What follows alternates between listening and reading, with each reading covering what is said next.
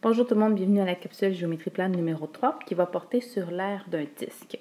On a déjà vu la circonférence du cercle et le périmètre d'un cercle avec la formule. Là, il nous reste l'aire dans le fond de cette forme-là. Pour commencer, on va faire la distinction justement entre un cercle et un disque. C'est une distinction qui est assez technique, mais quand même, on va prendre le temps de la faire. Les deux, en fait, ont la même forme, donc une forme circulaire. La différence, dans le fond, entre les deux, c'est que dans le cas du cercle, on va parler dans le fond de la ligne qui fait le tour. Et dans le cas d'un disque, on va parler de tout l'intérieur. Donc ici, on a un cercle et ici, on a un disque. Donc c'est pour ça que généralement, on va parler plutôt de la circonférence d'un cercle et de l'aire d'un disque, mais ça va arriver des fois qu'on va interchanger, qu'on dise l'aire d'un cercle. C'est pas très grave. C'est des termes techniques dans le fond. L'aire d'un disque, c'est quoi la formule? Alors, la formule de l'aire d'un disque, c'est pi, qu'on a déjà vu auparavant, fois rayon exposant 2.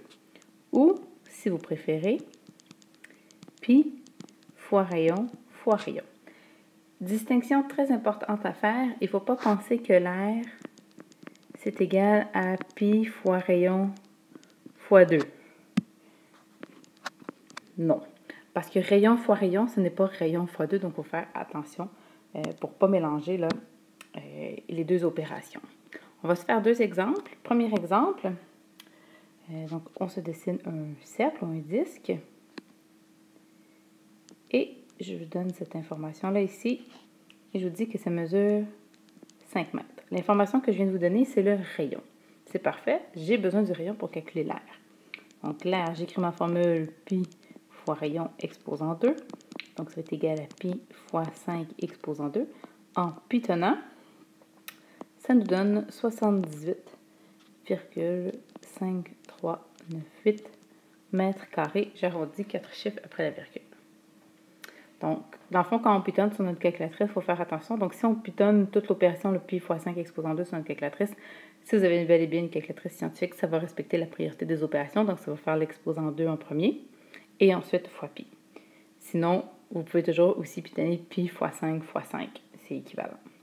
Pour le deuxième exemple, on se dessine un autre cercle et là, je vous donne cette mesure-là qui est de 12 cm. Cette mesure-là, c'est quoi? C'est le diamètre. Or, moi, dans la formule de l'aire du disque, j'ai besoin du rayon absolument. Donc, je vais d'abord trouver mon rayon. Comment je fais pour trouver mon rayon? C'est la moitié du diamètre. Donc, je divise mon 12 par 2, ce qui me donne 6 cm de rayon. Et là, par la suite, je peux faire ma formule pi fois 6 exposant 2 ou pi fois 6 fois 6. J'arrondis 4 chiffres après la virgule, ce qui me donne 113,0973 cm². Et voilà, c'était la capsule géométrie plane numéro 3.